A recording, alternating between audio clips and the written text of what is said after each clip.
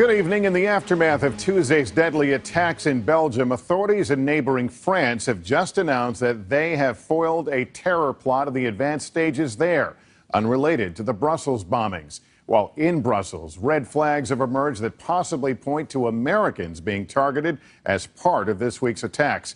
At least 31 people were killed and 316 hurt, dozens suffering critical injuries that doctors describe as looking more like wounds of war. And tonight, as we're getting our first look inside the apartment where the suitcase bombs were constructed, comes word two brothers involved in the attacks may have been in search of radioactive materials for a dirty bomb attack. NBC's chief foreign correspondent Richard Engel has late details now from Brussels. Were Americans the target of the Brussels bombers? The State Department today said no. We don't at this point have any credible evidence that suggests it was targeting Americans. But tonight, NBC News spoke with counterterrorism expert Claude Moniquet, a former French intelligence officer briefed on the investigation. He says the taxi driver who drove these three suspects, including the two bombers on the left, told investigators the man in the hat, still wanted by authorities, launched into an anti-American tirade in the car on his way to the airport. It was a general conversation. He didn't say, "I will kill Americans," of course. But it's a key moment.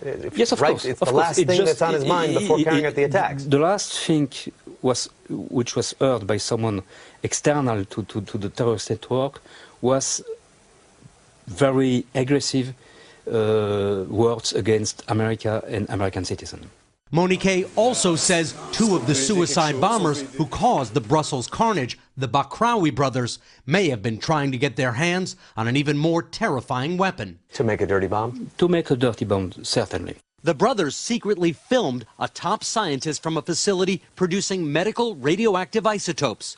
Moniquet says the brothers may have planned to kidnap one of the scientist's relatives to try to force him to hand over the radioactive materials. The point is that, of course, it was a stupid plan, because you cannot enter, even if you take the children of this man. And tonight, new pictures to NBC News inside the safe house where the ISIS bombers prepared their suitcase bombs and other explosives used in the Brussels attacks. A hole in the door, likely left by police.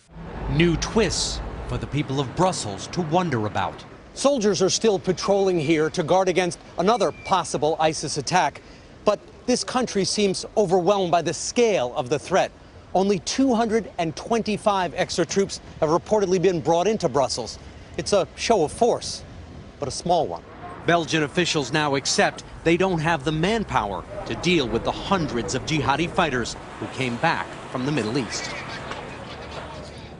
And tonight, Lester, France's interior minister said in a raid this morning outside Paris, a French national was arrested in the late stages of an attack against France. Apparently, the official said at this point, there does not appear to be a connection between that arrest, that suspect, and the atrocities that happened here in Brussels, a city still in mourning. Hey, NBC News fans, thanks for checking out our YouTube channel. Subscribe by clicking on that button down here, and click on any of the videos over here to watch the latest interviews, show highlights, and digital exclusives.